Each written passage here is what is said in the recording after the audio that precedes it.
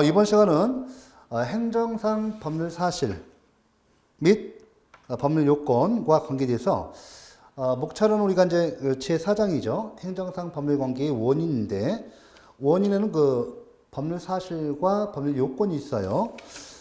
먼저 우리가 이제 법률 사실에는 또 용태와 사건이 있고 시험은 주로 그 사건과 관련돼서 시험에서 출제됩니다. 그래서 이 사건에서 시간의 경과와 주소를 보셔야 하고 이어서 여러분들 공법상의 사무관리와 부당이득 요걸 보셔야 합니다. 특히 여러분들 그 사건과 관계돼서 시험에서 집중되고 있고 사무관리와 부당이득은 이것이 공법관계냐 사법관계냐 이 부분과 관련돼서 시험에서 출제될 수 있고 공법상 부당이득이 이해가 아닌 것 가끔씩 나와요. 즉 사무관리 예를 집어넣고 찾기 이런 부분에서 시험에서 출제됩니다. 자, 우리 행정법은 늘 말씀드리지만 범위가 딱 정해져 있어요. 또 출제되는 것은 이미 기출문제에 기출되어 있고, 그 다음에 그걸 약간씩 변형해서 나옵니다. 약 새로운 문제, 신경형 문제는 거의 한두 문제, 틀리라고 내는 문제를 신경형이라고 보통 하는데, 그거 공부는 바람직하지 않아요. 저는 늘 말씀드리지만, 기본적인 이론, 기본적인 이론. 즉, 40점에서 70점 구간 문제. 요거까지 해주셔야 돼요. 그러니까 쉽게 말하면 40점에서 정확히 얘기하면 60점 구간 문제 기본 이론을 해주시고 70점에서 90점 그 응용 문제 거죠. 이 부분은 기본 이론이 되어 있으면 응용 문제는 당연히 문제를 많이 풀므로써 해결됩니다. 그래서 여러분들 처음부터 문제만 푸시면 안 돼요. 왜냐하면 기본 강의 좀 어렵다고 해서 처음부터 기초를 소리하시면 큰일 납니다. 그래서 나중에는 여러분 책을 놓으시면 안 돼요. 일정 기간 4번, 5번 정도, 1년 정도 공부하시면 책이 이제 너덜너덜 해줄 정도로 보셔야 하고 끝까지 여러분들 갖다가 시험에 합격에 이르는 그 도구는 이 책입니다. 제가 대신 시험 보는 건 아니죠. 여러분들이 또 문제만 너무 집착하시면 안 돼요. 응용력이 없어서 안 돼요. 기본 이론이 확립되어 있어야 합니다. 여기는 판례, 법조문 다 들어가 있기 때문에 기본 이론만 정확히 되어 있으시면 우리가 이제 합격은 이제 문제 전혀 안 됩니다. 다만 마음이 너무 급하시면 안 돼요. 절대 시간을 확보하셔야 합니다. 그러면 먼저 우리가 행정법상의 사건에서 이제 제 2절인데 목차가 9번째예요. 당구장 표시를 하겠습니다. 행정법상 사건입니다. 자, 행정상 법률 사실로서의 사건인데 그만큼 중요합니다. 맨 처음에 첫 번째가 시간의 경과예요. 시간의 경과. 두 번째가 이제 주소가 됩니다. 주소가 됩니다. 자, 시간의 경과를 보시면 이제 여기서 맨 처음에 뭐가 나와요? 볼까요? 목차 볼까요? 기간. 그죠? 기간. 그 시효. 그 다음에 제척 기간을 보셔야 합니다. 가장 기본적인 사항이에요. 그래서 우리가 이제 행정상 법률 사실로서 사건에 해당되는 건데 시간의 경과와 주소죠. 자, 보시면 먼저 기간을 봐보세요. 기간. 이 기간은 어때요? 이거 쉬우니까요. 한 시점에서 다른 시점까지 시간적 간격, 즉 길이를 말해요. 그래서 우리가 시간적 간격이 출발점인 기산점과 종료점인 만료점이 기본적인 구성 요소가 됩니다. 이건 여러분들과 사실 실무에서 가장 많이 쓰는 거예요. 이런 게 쓰는 건데, 자, 시험에서는 우리는 뭐가 중요해요? 자, 이 기간, 여러분들 앞에서 보셨죠? 우리 일반 행정법에 있어 일반법 원리 규정이 있죠.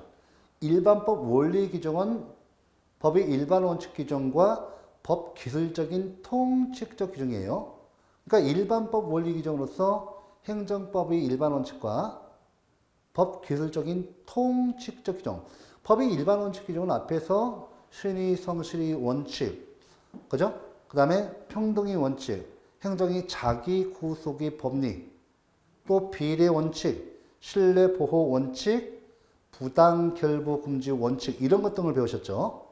그 다음에 법 기술적인 통칙적 규정은 말 그대로 법 기술적이어서요. 이것이 사법 규정으로서의 법 기술적 규정이라고 한다면 이것이 우리 공법에서도 그대로 기술적이기 때문에 그대로 적용될 수 있는 규정을 말해요.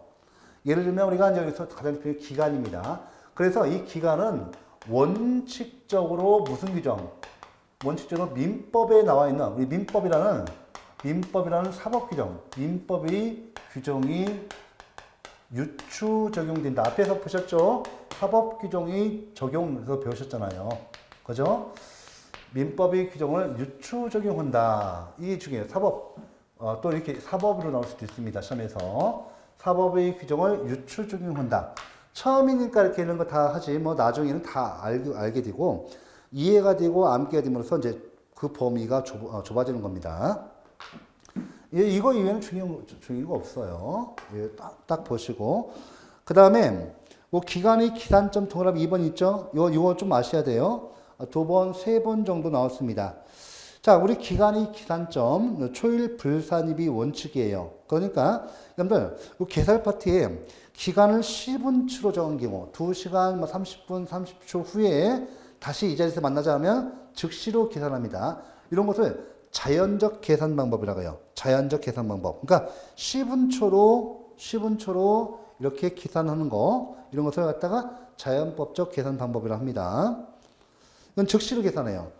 다만 기간을 일주월년으로 정한 경우 이건 역법적 계산 방법에 의합니다. 역법적 계산 방법. 다시 한번 일주월년으로 정한 경우 역법적 계산 방법에 의한다. 이렇게 넣으시고 자, 여러분들 역법적 계산 방법에 의한다면 초일 불산입 원칙. 자, 기간을 일주월년으로 정한 경우 이루어지게 역법적 계산 방법. 얘는 초일을 산입하지 않고 다음날 옛날에는 한자식으로 이기를 했는데 지금은 다 우리 한글식으로 다음날부터 계산하는 것이 원칙이다. 이렇게 되어 있습니다. 바람직하죠. 국민들이 법을 봐서 못 읽고 이해를 못하면 무슨 법이 필요해요. 그죠? 예, 법은 이렇게 지금 영미법계나 제력법계 독일, 프랑스 가보면 굉장히 법이 간결하고 쉽습니다. 쉽게 이해됩니다. 자, 초일 불산입이 원칙인데 초일 불산입 원칙이 예외가 시험에서 나와요. 예외. 그죠? 예. 그래서 여기 예외적인 거 기간이 오전 0시로부터 시작하는 경우 연령 계산은 꼭 알아두셔야 돼요. 기간이 오전 0시로 시작하는 거 연령 계산은 꼭 알아두셔야 합니다. 이게 무슨 말인가 하면 봐보세요. 자, 우리가 역법적 계산 방법에서 보세요. 앞으로 3개월 뒤 야, 오늘 지금 시간이에요. 지금 시간 만났는데 지금 오전 10시입니다. 오전 10시면 야, 지금부터 3개월 뒤에 내가 너 1,000만 원 빌려줄 테니까 원금과 이자로 돌려줘. 이렇게 계산할 때 어때요? 초일 산입하나요? 원칙적으로? 자, 야, 이렇게 하죠. 지금 10시인데 야, 지금 10시인데 지금 현재 지금 0시로 시작해서 10시간 깨졌어요. 그런데 야, 내가 돈 1,000만 원하고 빌려주는데 너 꼭 줘야 한다. 너 급하다고 하니까 내가 돈을 금전소비대처로서 너 돈을 빌려주는데 3개월 뒤에, 5개월 뒤에, 6개월 뒤에 꼭 나한테 원금하고 이자로 줘야 한다. 이렇게 약속하고 돈을 가져가죠. 보통 이렇게 그 기산점에 대해서 특약을 하지 않습니다. 기산점에 대해서 특약을 안 해요. 특별한 의사표시를 말합니다. 특별한 약속의 의사표시를 특약이라고 해요. 이런 거 없이 그냥 해요. 그러면 어떻게 돼요?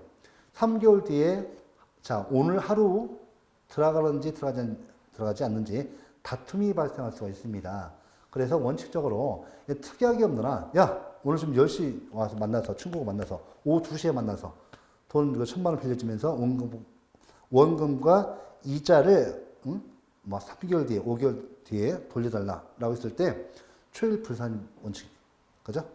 네, 그래서, 사실 내일부터 들어가요. 내일부터 들어갑니다. 자, 그런데 예외적으로, 연령 계산, 나이는 어떻게 돼요? 오늘 오전, 그죠? 1시에 태어났던, 그죠? 오전 10시에 태어났던, 오후 11시에 태어났던, 자, 모두 일을 먹고 들어갑니다. 일을 먹고 들어가요. 자, 그런데 기간이 오전 0시로 시작하는 건 어때요? 특약이 있는 것이죠. 야, 오늘 돌리는데 오늘 지금 10시에 만났으니까 2시에 만났으니까 시간 많이 깨졌지. 야, 내일부터 3개월 뒤야. 내일부터 하면 어떻게 돼요? 오전 0시로 시작하는 거잖아요. 그래서 내일부터 그러면 내일부터 이렇게 들어가면 네, 바로 초일 산입합니다. 내일이 초일이죠. 초일 산입하게 됩니다. 이런 게 매우 중요해요. 그 다음에 여러분들 됐고 기간이 만료점 봐보세요. 기간이 만료점 봐보세요. 자, 기간이 만료 역시나 역법적 계산에서 적용되는 겁니다. 기간을 일주 월년으로 정한 때는 그 기간이 말일이 종료함으로써 만료되나 기간이 말일이 공휴일인 때는 그 다음 날에 만료된다. 됐죠? 자, 그죠? 기간이 말일이 공휴일일 때는 그 다음 날에 만료된다. 됐죠? 자, 여기에 의한 계산 다시 한번 쭉 나옵니다. 자, 이거 내용 봐두시고. 그 다음에 기간의 역산 봐보세요. 기간의 역산도 기간의 계산 방법에 의합니다. 기간의 역산에 관한 따로 없어요. 기간의 역산도 역시나 초일 불산입 원칙이 적용되고 여기서 쭉 이제 반대로 가는 거죠. 이건 한번 시간 내서 보세요. 예전에는 좀 나왔었지만 지금 잘 안 나와요. 자, 중요한 것은 이제 우리가 이게 좀 됐습니다. 6월 다 됐죠. 요 좀 내용 이 정도만 파악하시면 돼요. 초일 불산입 원칙 예외적인 경우 2개 꼭 기억하시고 기간이 오전 0시로부터 시작하는 경우 연령의 계산 요거는 2번, 3번 나왔기 때문에 말씀드리고 오래전에 나왔었어요. 근데 거의 뭐 7, 8년 지나서 또 나옵니다. 자, 이어서 이제 우리가 여기 시효를 보셔야 돼요. 시효. 자, 시효는 여러분들 중요합니다. 시효도 마찬가지로 여러분들 기간은 법 기술적인 통식적 규정이죠. 시효도 여러분들 보시면 이것도 법이 일반 원칙 규정입니다. 시효는 법이 일반 원칙 규정이죠. 그러니까 일반법 원리 규정이 되는 거예요. 법이 일반 원칙 규정. 자, 보시면 이 시효는 두 가지 마찬가지로 이 시효에 대해서 우리 행정법에 공법에 일반법 규정이 있다 없다? 없어요. 일반법 규정이 없으면 어떡하지? 그죠? 그렇죠? 바로 사법 규정. 자, 사법 규정, 즉 민법을 갖다가 여러분들 적용이겠죠. 민법을 갖다가 적용합니다. 중요합니다. 이거 하는데 우리 민법에 가보면 민법에 민법 총칙이에요. 민법 총칙이에요. 총칙에 소멸시효가 규정되어 있습니다. 소멸시효 규정되어 있고 그 다음에 물권법에 취득시효가 되어 있어요. 취득시효가 규정되어 있습니다. 그죠? 여기 소멸시효 그 다음에 중단 정지 규정이 또 있어요. 소멸시효 중단 정지 규정이 있습니다. 정지 규정이 있어요. 규정이 있습니다. 요거 다 있어요. 이것도 이게 또 준용이에요. 준용이에요. 준용입니다. 이렇게 해서 지금 그죠? 먼저 우리가 공법에 일반법 규정이 없어요. 그래서 사법 규정을 적용한 겁니다. 여러분들 특히 아실 거예요. 상식적으로 공법에 일반법 규정이 없는데요. 꼭 아셔야 돼요. 상식에 이건 공법에 예외적으로 개별법 우리 공법상 이 소멸시효라든지 취득시효에 대해서 개별법 규정이 있는 경우는 어떻게 해요? 있는 경우. 이때는 개별법 규정이 우선적으로 적용됩니다. 있는 경우 적용하고요. 이것이 없을 때 이 사법이 적용됩니다. 사법 민법은 일반법이거든요. 그러니까 쉽게 말하면 공법에 이 시효에 관한 일반법 규정이 없고요. 첫 번째 예죠. 없고 만약에 없을 때 각 개별법 규정이 있으면 이게 우선적으로 적용하고 이것이 없을 때 세 번째로 이렇게 사법 규정이 적용된다는 것이에요. 꼭 아셔야 돼요. 여기 소멸시효 중단 정지 규정도 마찬가지예요. 꼭 개별법상 있으면 적용하고 다만 일반법 규정이 없어서 이 사법인 민법을 유추 적용한다는 것입니다. 자, 됐죠? 자, 됐고 그럼 하나씩 보도록 하죠. 먼저 보시면 여기 시효에서 보시면 이제 민법 총칙과 물권법이 있는데 이 소멸시효 규정, 취득시효 규정 보셔야죠. 먼저 이 소멸시효는 뭐냐면 권리를 갖다가 소멸시키는 거예요. 기존에 있는 권리를 갖다가 소멸시키는 사유입니다. 이건 취득시효는 권리를 갖다가 취득시키는, 권리를 발생시키는, 취득시키는 사유를 말합니다. 그래서 이 두 가지를 부분을 공부를 하셔야 돼요. 권리 소멸, 권리 취득. 됐죠? 자, 그러면 여러분들 시효제도 83페이지 보세요. 83페이지. 여러분들 지금 행정상 법률관계, 이 법률관계는 제 3장이고 거기에서는 가장 중요한 것이 뭐냐면 제 3장 행정상 법률관계에서는 공법관계냐 사법관계냐 이게 중요해요. 그 다음에 개인적 공권리 성립 이거 제 4장에서는 그 행정상 법률관계의 원인에서는 즉 행정상 법률요건 및 법률사실에서는 법률사실관계에 대해서 사건이 가장 많이 시험에서 나오고 종종 출제됩니다. 꼭 출제됩니다. 자, 그러면 시효제도를 하나씩 보도록 하죠. 여기 이제 제가 내용을 많이 줄여놨습니다. 그 앞에 총론 부분에 통론 부분이 내용이 많아요. 압축해 놓은 겁니다. 그러면 여러분들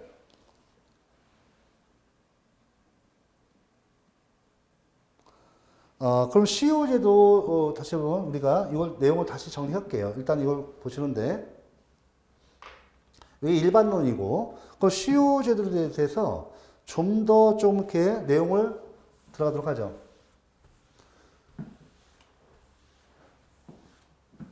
사실은 이것이 이제 그 민법에서 공부를 하고 오셔야만이 알 수 있는데 여러분들은 이제 그 비전공자들이 이제 많으시죠. 그래서 설명드리는 겁니다. 일단 여기 이제 그 시효제도를 봐볼게요. 시효. 이 시효제도는 자, 보시면 진정한 법률 관계가 있어요.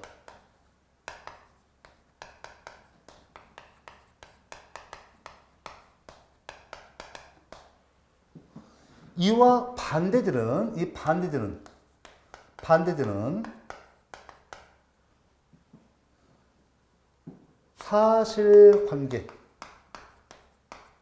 사실관계가 있고요. 이때 진정한 법률관계를 희생해서 이거 갖다가 보호해. 자, 이와 반대되는 계속되는 사실관계. 이 계속되는 사실관계를 갖다가 보호해 주는 제도예요. 그래서 우리 법원은 굉장히 엄격하게 이 소멸시효를 해석해 줍니다. 당연하죠. 왜냐하면 뭐 진정한 법률관계를 갖다가 희생시키는데요.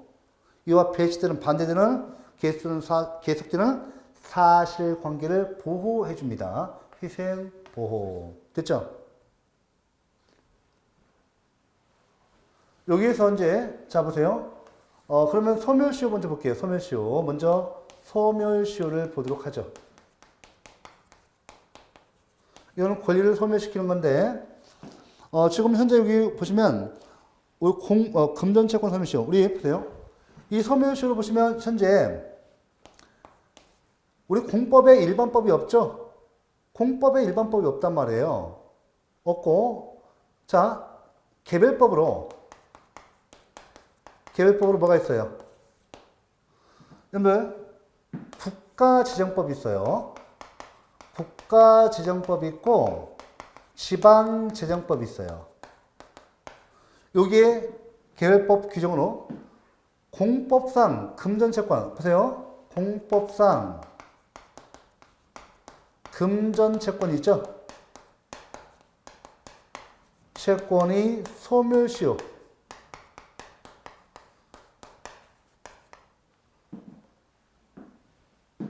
공법상 금전채권이 소멸시효 기간에만 기간 요거에 대해서만 규정이 있어요. 그러니까 공법상 금전채권이 소멸시효 일반법 규정 일반 원리 규정이 있는 것이 아니라 이렇게 소멸시효 기간 규정만 있습니다. 그러니까 소멸시효 일반적인 규정은 없고 이 기간에 관한 규정이 있어요. 자, 원칙적으로 몇 년? 공법상 금전채권 소멸시효 원칙적으로 몇 년? 5년이에요. 5년. 5년. 됐죠? 자, 원칙적으로 몇 년? 5년입니다. 예외적으로 5년보다 짧은 기간. 중요합니다. 5년보다 짧은 기간 있죠? 자, 민법을 포함해서 이때 5년보다 짧은 기간에 대해서 적용이 있습니다. 원칙 5년이에요. 법조문을 볼 거예요. 국가지정법과 지방지정법에 소멸시효에 관한 일반 규정이 아니라 특히 공법상 금전채권에 있어서 소멸시효의 기간에 대해서만 그 규정이 있어요. 그러면 이거 이외에는 이 기간 외에 5년보다 짧은 기간, 뭐 여기 1년짜리, 6월짜리 있잖아요. 3년짜리, 1년짜리, 뭐 2년짜리, 3년짜리, 2년짜리, 1년짜리, 6월짜리 이런 걸 빼놓고는요. 나머지 규정 없어요. 이 규정밖에 없어요. 그러니까 어떻게 돼요? 어떻게? 민법상의 소멸시효에 관한 규정이 유추 적용됩니다. 중단 정지도 마찬가지예요. 꼭 아셔야 돼요. 이것만 있어요. 5년 이거밖에 없어요. 자, 됐죠? 여기 됐어요. 그러면 이 시효 기간 우리 잠깐 금전채권의 소멸시효 동그라미 2번 있죠? 보실까요? 문제의 소지 소멸시효란 권리의 불행사가 일정 기간 계속됨으로써 권리 소멸을 가져오는 것을 말합니다. 민법상 금전채권의 소멸시효 기간은 원칙적으로 10년인데 행정법 관계에서 시효 기간은 몇 년인지가 문제된다. 자, 시효 기간 보시면 국가등이 국민에 대한 금전채권. 자, 여러분들 봐보세요. 국가지정법 제96조 금전채권 시험의 소멸시효 볼게요. 동남이 1번 볼게요. 금전의 흡부를 목적으로 하는 국가의 권리로서 시효에 관하여 다른 법률에 규정이 없는 것은 밑줄. 다른 법률에 규정이 없는 것은 이때 제가 써드렸죠. 예외. 다른 법률. 이 다른 법률은 다른 법률에 규정된 그 기간인데 5년보다 짧은 기간이고요. 민법을 포함합니다. 자, 5년 동안 행사하지 아니하면 시효로 인하여 소멸한다. 시효로 인하여 됐죠? 밑줄. 시효로 인하여 밑줄. 또 동남 2번 국가에 대한 권리로서 금전의 흡부를 목적으로 하는 것 또한 제1항과 같다. 됐고 3항 보세요. 금전의 흡부를 목적으로 하는 국가의 권리에 있어서는 소멸시효의 중단, 정지, 그 밖의 사항에 관하여 다른 법률의 규정이 없는 때에는 민법의 규정을 적용한다. 국가에 대한 권리로서 금전의 흡부를 목적으로 하는 것도 또한 같다. 자, 그 다음에 사항 중요합니다. 법령의 규정에 따라 국가가 행하는 납입의 고지는 시효 중단의 기록이 있다. 별표 3개. 자, 여러분들 국가지정법 제96조 제4항입니다. 중요합니다. 자, 여러분들 제가 말씀드렸죠. 우리 행정법에 소멸시효, 우리 행정법, 공법에 소멸시효 중단 정지 규정이 있어요, 없어요? 일반법 규정 없죠. 그렇죠. 이 개별법 규정으로 또 뭐가 있어요? 국가의 납입고지가 우리 행정법으로서 시효 중단 사이로 규정되어 있어요. 그죠? 바로 국가지정법, 지방지정법. 이와 같이 시효 중단 사이로서 개별법 규정이 우리 행정법에 있을 때는 자, 이거 있죠? 이게 우선적으로 적용됩니다. 우리 사법상 이런 건 없어요. 사법상 시효 중단 사유로 이 규정은 안 돼 있습니다. 공법에서 개별법 규정으로, 일반법 규정이 아니라 개별법 규정으로 되어 있는 거예요. 국가의 납입고지는 시효 중단 사유가 됩니다. 중요하죠. 중요합니다. 국가의 납입고지는 시효 중단의 효력이 없다 하면 틀린 지문이에요. 이런 건 다 뭐 그냥 기본적으로 다 맞출 수 있는 거잖아요. 됐고. 이때 여러분들, 중요해 이거. 우리 그 공법상 금전채권은요, 다른 법률에 특별한 규정이 있는 경우를 제외하고는 5년이 기간이 경과하면 시효로 인하여 소멸하죠. 이제 다른 법률의 특별한 규정 뭐예요? 5년보다 짧은 기간을 규정하고 있는 다른 법률을 의미하고 민법을 포함한다. 이것도 올해부터 나왔죠. 매번 나오는 거예요. 됐죠? 거기에 이제 그 원칙적으로 5년 돼 있어요. 자, 넘겨보세요. 이때 다른 법률의 의미가 84페이지 나옵니다. 84페이지에 다른 법률의 의미가 나오죠. 다른 법률의 범위에 민법도 포함될 수 있는 거? 민법도 포함한다는 것이 덧설 판례입니다. 다만 소멸시효를 단기로 규정하고 있는 국가지정법의 취지상 5년보다 짧은 기간을 규정하고 있는 경우에는 다른 법률에 포함되지만 5년보다 긴 기간을 규정하고 있는 경우에는 다른 법률에 포함되지 않는다. 중요하죠. 이것도 시험에서 계속 핵심 포인트입니다. 이게 뭐 어려워요. 다 판례 나와 있고 교재에 나와 있죠. 자, 그 다음에 다른 법률의 구체적인 예를 보세요. 관세법상의 관세 권합하는 청구권 옛날에 2년이었다가 3년이었다가 지금 5년이 바뀌었어요. 대체 5년 이건 안 들어가죠. 5년이면 이거는 5년보다 짧은 기간이니까 지금은 안 들어가. 예전에 들어갔어요. 이 법령이 바뀐 것을 묻는 문제가 두 번 나왔기 때문에 해놓은 겁니다. 관세법상의 관세 권합하는 청구권은 뭐 3년이다 틀려요. 5년이에요. 자, 공무원 연금법상의 단기 급여 지급 청구권 3년이죠. 5년보다 짧은 기간이니까 이거 적용이 있죠. 그 다음에 국가배상법상의 국가배상 청구권은 소멸시효가 몇 년이에요? 3년이에요. 3년. 이 국가배상법이 있습니다. 소멸시효로. 그 다음 슬러시 있죠. 국가의 사법상 행위에서 발생한 금전채권의 경우도 적용이 있다 없다? 있다는 거예요.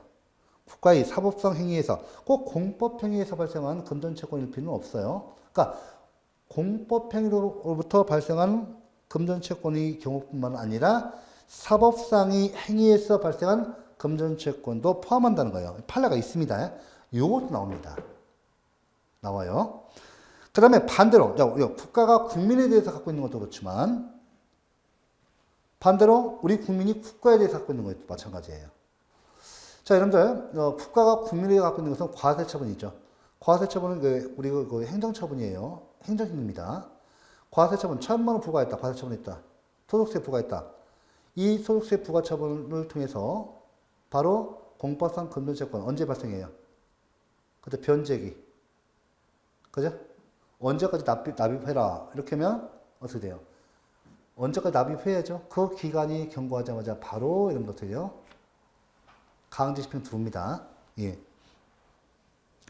맞잖아요. 국세징수법에 의해서 증소입니다. 자, 이때 보시면 여러분들 그 소멸시효는 권리 불행사 시점으로부터 그러니까 과세처분을 통해서 1,000만 원이 금전채권이 발생했다. 언제 발생해요? 금전채권은. 그죠? 예. 과세처분에서 부과한 시점부터 언제부터 언제까지 납부해라.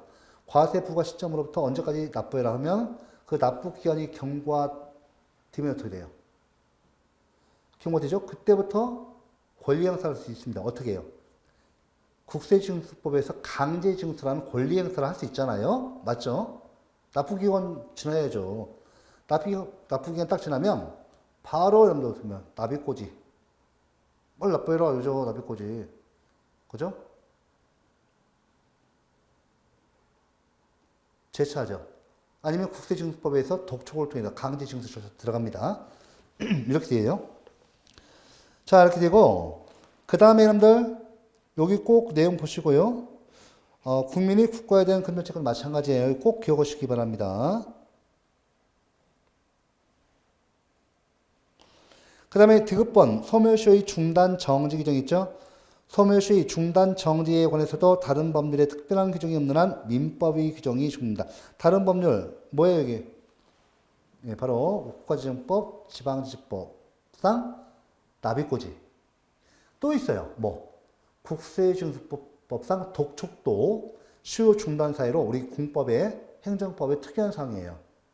나머지는 다 민법상, 사법인 민법상이 시효 중단 정지 규정 적용하는데 유일하게 우리 공법에서 지방지정법상 납입고지, 국세징수법상 독촉, 이것이 시효 중단 사유가 됩니다.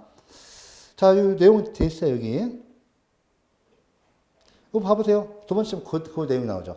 다른 법률의 특별한 규정으로서는 국가, 지방자치단체가 행하는 조세 등이 납입고지, 독촉의 시효 중단의 효력을 인정하는 것 등을 들 수 있다. 됐죠? 국가지정법, 지방지정법, 납입고지, 국세징수법상 독촉. 자, 여러분들 소멸시효 완성의 효과, 절대적 소멸 여부, 소송과의 관계, 소급표 있는데 필요 없고 다른 거 절대적 소멸설, 권리가 절대적으로 소멸한다는 것이 다우살이고요. 소송과의 관계에서 꼭 중요한 것이 시효 이익. 여러분 우리 시효 우리가 소멸시효 이익을 받는 자가 시효 원용을 해야 돼요. 국가가요 저한테 1,000만 원을 과세 처분했습니다. 납입기간이 있죠. 기점을 해서 5년간 권리 행사를 불행사하면 이 공법상 금전채권으로서 과세 처분에 의해서 발생한 세금 있죠. 1,000만 원이라면 1,000만 원에 대한 공법상 금전채권이 소멸 시효가 걸려서 1,000만 원에 대한 공법상 금전채권이 권리가 소멸되는 것입니다. 됐죠? 이것만 하시고 소송과의 관계에서 원용해야 돼요. 그래서 절대적 소멸설이 현재 5설인데 그 이상 안 나와요. 민법에서 나옵니다. 소표도 보시기 바랍니다. 제척기간과의 구별에서 미음번 보셔야 돼요. 제척기간과의 구별 보셔야 돼요. 여러분들 이 제척기간과의 구별에서 잠깐 우리 국가지정법에서 잠깐 83페이지 보시면 국가지정법 나오죠. 제96조에 나오죠. 여기 제1항 보시면 시효로 인하여 돼 있죠. 밑줄. 그죠? 자, 여러분들 시효로 인하여. 자, 그러면 소멸시효와 제척기간이 구별이 문제입니다. 요거 보시면 여러분들 여기에는 실정법 규정이 없습니다. 그러니까 소멸시효와 제척기간이 구별, 둘 다 권리 소멸 사유인데 이걸 구별하는 실정법 규정이 없고요. 학설과 판례에 맞게 되어 있죠. 우리 통설과 판례 같은 경우는 자, 법 규정에 시효로 인하여 라고 쓰여 있으면 소멸시효, 시효로 인하여 없으면 제척기간으로 봐요. 권리 소멸 사유로서 봅니다. 그럼 제가 문제 내볼게요. 맞춰보세요. 행정심판 청구 기간이 있습니다. 보시면 자, 처분이 있음을 안 날로부터 우리 취소심판 같은 경우입니다. 취소심판은 처분이 있음을 안 날로부터 90일 이내, 처분이 있었던 날로부터 180일 이내에 심판 청구를 해야 한다라고 되어 있어요. 이 기간이 지나면 행정심판 청구권이 소멸되어서 행정심판 청구를 인정하지 않습니다. 자, 보세요. 처분이 있음을 안 날로부터 90일 이내, 처분이 있었던 날로부터 180일 이내에 제기해야 한다. 이게 제척기간 되어 있거든요. 시효로 인하여 있어 없어요? 없어요. 오케이? 시효로 인하여 없으면 제척기간, 있으면 소멸시효 규정. 이렇게 기억하시고 지금 그 다음에 이제 좀 보시면 요거까지 보셨고요. 그 다음에 취득시효를 보셔야 돼요. 그래서 우리가 이제 제척기간과의 구별해서 소멸시효와의 차이점 좀 보세요. 구별 방법은 말씀드렸고 그 다음에 소멸시효와의 차이점 그거 좀 읽어주시기 바랍니다. 특히 여러분들 그 제척기간은 그 빠른 시간, 짧은 시간 내에 빠르게 법률 공개를 신속하게 확정하기 위해서 제척기간이 중단 정지 규정이 없습니다. 그 다음에 제척기간은 소멸시효보다 짧은 기간이에요. 짧은 기간 인정됩니다. 내용 보시고 공무리 취득시효 봐볼게요. 이제 공무리 취득시효를 보셔야 합니다. 이것도 잘 해놓으셔야 돼요. 왜 잘 해놓으셔야 하는가? 이유가 있어요. 이거 다 봤죠? 제적, 이제, 취득 시효 보겠습니다. 이 취득 시효 같은 경우는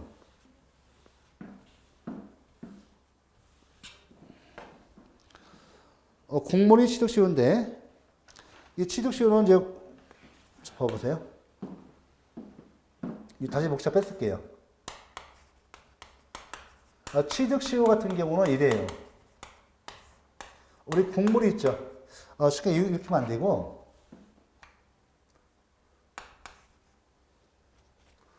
국유재산법, 국가 소유 재산을 갖다가 국가 소유 재산을 관리하는 법인데, 국유재산법이 있어요. 이 국유재산법에 있고요. 공유 및 우리 지방자치단체의 재산 같은 경우는 공유 및 물품관리법에 의해서 규율됩니다. 그러니까 국가 소유 재산에 대해서는 국유재산법, 지방자치단체 소유 재산에 대해서는 그죠? 예, 공유 및 물품관리법에 의해서 관리됩니다. 일단 국유재산법을 들어볼게요. 이 실정법이죠. 실정법에 먼저 이 용어를 알고 계셔야 합니다. 오늘 실정법에는 예를 들면 국가 소유 재산의 종류를 보시면요. 행정재산과 뭐가 있어요? 일반 재산이 있어요. 일반 재산으로 나누고 있습니다. 일반 재산은 구법에서는 잡종 재산이라고 있어요. 잡종 재산이라고 하고 있는데 지금 현재 크게는 이렇게 두 가지로 나누고 있습니다. 이렇게 이 행정 재산을 보면요, 먼저 공공용 재산이 있어요. 공공용 재산이 있고 공용 재산이 있고, 그죠? 보존용 재산이 있어요. 그 다음에 공기업용 재산이 있어요. 있습니다. 자, 이게 이제 실정법상 용어입니다. 근데 학자들이 이 행정재산을 뭐라고 한다고요? 행정재산은 공물, 공공복리, 공익을 위해서 행정주체가 공익을 위해서 제공해서 쓰여지고 있는 물건이에요. 공물. 쉽게 말하면. 그러면 국가 소유 재산이라 하더라도 이 공익을 위해서 제공되어서 쓰여지고 있지 아니한 물건이 있는데 이걸 뭐라 한다고요? 사물이에요, 사물.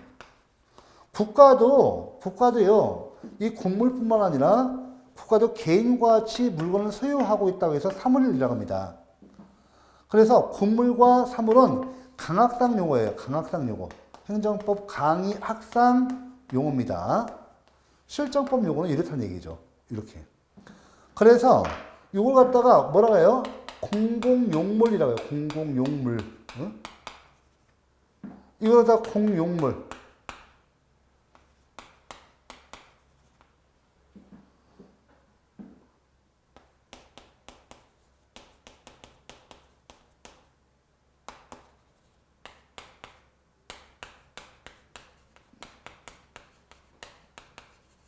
이게 그래서 이렇게 뒤에서 공물이라는 겁니다. 아시겠죠? 자, 원칙적으로 우리 공물로서 인정되기 위해서는 공물이 성립해야죠. 성립으로부터 언제까지? 공물은 언제 소멸하죠? 공물은 언제 성립하고 언제 소멸해요? 공물로서의 성격을 잃습니까? 성립은 원칙적으로 공용 지정을 위해서, 공용 지정에 의해서 공물이 됩니다. 근데 언제예요? 공용 폐지. 쉽게 말하면 공용 폐지 이전 이후죠. 이유가 있어요. 이전 이후. 여러분들 공용 지정으로부터 공용 폐지 이전까지 공물이 드는 거예요. 공물이에요. 이유는 공물이에요. 공물. 응? 공용 폐지 이유는 뭐가 돼요? 공용 폐지 이유는 뭐가 돼요? 사물이죠. 사물. 즉 뭐가 되는 거예요? 뭐가 되는 게 사물? 이 잡종재산이 되는 거예요. 잡종재산. 자, 여러분들 국가 소유 재산 중에서 일반 재산 중에서 여러분들 어때요?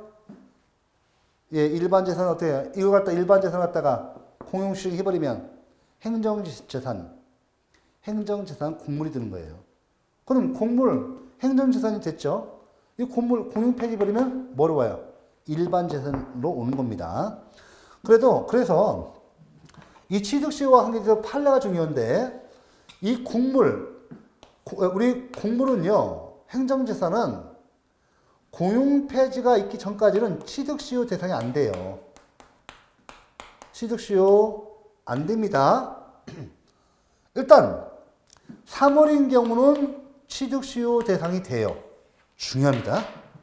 이게 중요해요, 이게. 이게 판례입니다. 중요합니다. 왜냐면 판례가요, 국가도 개인과 같이 똑바로 사물에 해당하는 일반 재산, 잡종재산에 대해서 관리를 잘 해라 이거죠. 개인처럼. 관리하지 않고 우리 민간인들이 뭐 국유지 들어가서 논밭 일구고 집 져놓고 살아봐요. 이때 점유율 취득시효 우리 민법에 나와 있습니다. 20년간 소유이사로 20년간 우리가 공연히 소유이사로 20년간 평온하게 점유한 사실이 있으면요, 소유권을 취득합니다. 그러니까 국가도 공연히 소유이사로 20년간 점유해서 이렇게 취득시효를 갖다 인정하니까요, 국가도 일반 재산, 잡종재산에 대해서 똑바로 관리를 해가죠.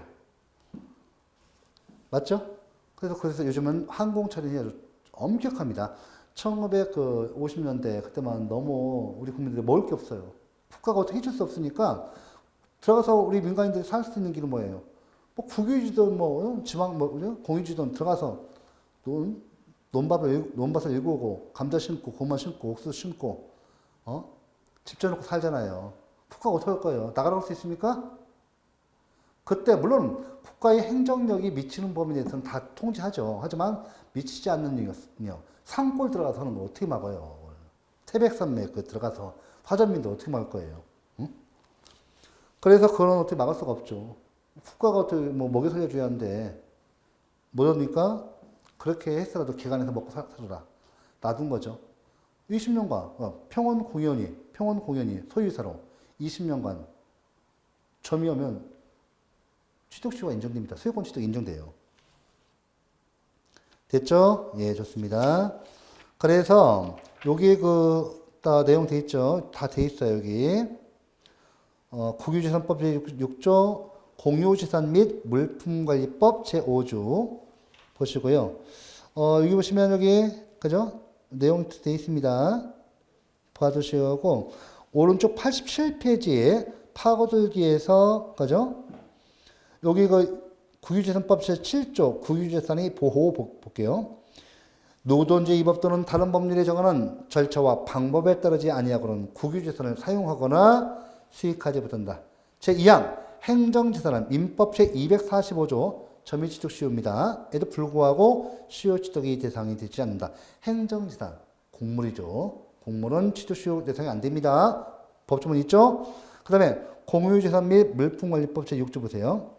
자, 여기 마찬가지로 제2항 보세요. 행정재산은 민법 제245조에도 불구하고 시효취득의 대상이 되지 아니한다. 뭐만? 행정재산만.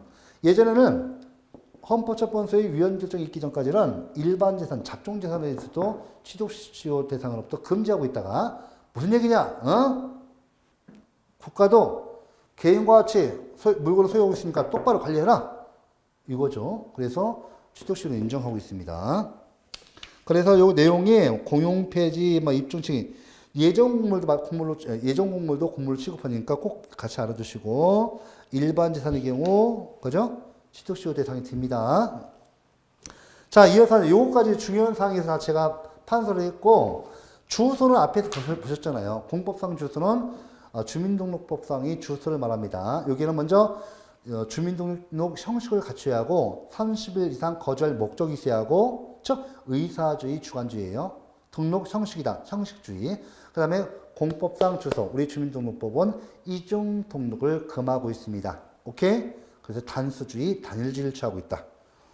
그 다음에 이거 아시고 보시고 주소 보시고 그 다음에 거수 봐보세요. 우리 행정법상 거수가 문제되는 경우는 없다. 아닙니다. 문제되는 경우 있습니다. 주소가 없을 때 거수가 문제되는 경우가 소득세법상 있습니다. 그 다음에 89페이지에 우리가 10번째죠. 공법상의 사무관리와 부당이득은 요거는 마찬가지로 혹시 공법상 사무관리와 부당이득이 나오잖아요. 그 박스 나오면 이것의 법적 성질이 뭐냐? 사건을 골라주시면 됩니다. 지금 여기 그 공법상 사무관리 봐볼까요? 의를 봐보세요. 법률상 의무 없이 다른 사람을 위해서 그 사무, 일을 관리하는 행위를 말합니다. 자, 공법상 사무관리 인정하는 것이 다우설 판례고요. 적용법규 우리 법령의 특별한 규정, 우리 공법상 행정법의 개별법 규정이 있으면 개별법 적용이 있고 이것이 없으면 민법의 사무관리에 관한 규정을 준용해야 합니다.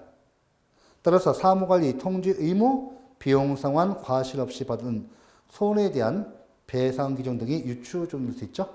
일반적인 거 다 똑같아요. 자, 양가로 4번 별표 3개였어야 돼요. 공법상 사무관리의 비용 상환 청구권의 성질 중요합니다. 이것은 자, 현재 우리 판례가 중요해요. 우리 판례는 사건으로 봐요. 비록 공법행위로부터 발생한 사무관리라 하더라도 그 법적 성질은 사건이다. 그래서 민사소송에서 그 법적 분쟁을 해결해야 한다고 봅니다. 중요하죠. 자, 종류 강제관리, 보호관리, 영무제공이 있어요. 요 예를 알아두세요. 사무관리 예로 알아두셔야 합니다. 그 다음에 여러분들 공법상 사무관리 비용상 정권의 소멸시효 원칙적으로 공법상 금전채권의 소멸시효는 민년 5년입니다. 자, 그 다음에 공법상의 부당이득도 있는데 의만 볼게요. 자, 법률상의 원인 없이 타인의 재산 또는 노무로 인하여 이득을 얻고 이득 어디에 돼요? 이로 인하여 타인에게 손해를 가야 합니다. 네? 가는 것을 말하며 재산상의 이해 추정을 위해서 부당이득에 대해서는 반환 의무를 과하게 되어 있다. 그 예가 있죠. 여러분들 A, B, C, D, E 다 암기하셔야 돼요. 암기. 네? 자, 특히 2번 조세의 과원합 중요합니다. 이때 조세의 과원합은 이 조세 부과가 무효인 경우에 돼요. 꼭 적으셔야 돼요. 뒤에서 하겠지만 여러분들 그 취소할 수 있는 조세 부과 처분은요.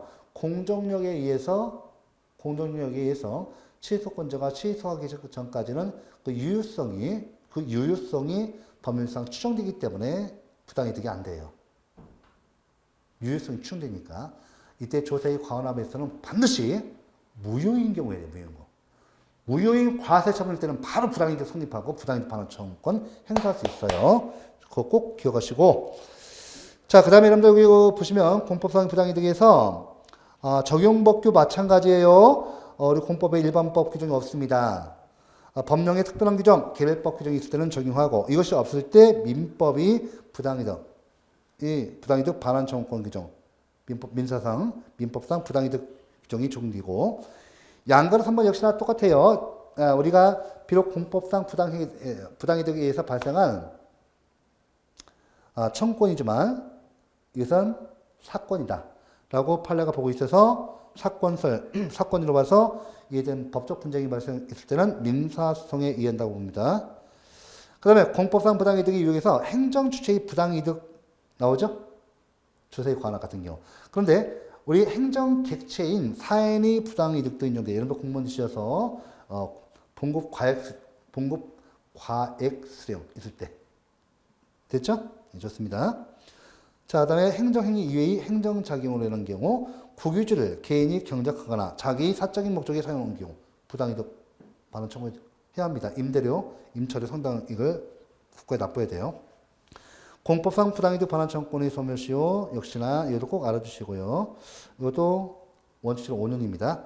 자, 이상으로 좀 봤는데요. 여러분들 그게 이제 지금 행정법 통문에서 나올 수 있는 건 전부 다 했습니다. 해놓고 나머지 남은 것이 사인의 공법행위 신고 문제 이거 있잖아요. 이쪽 부분은 중위에서 다음 시간에 넘겨서 하도록 하겠습니다. 자, 이번 시간 수고 많으셨습니다.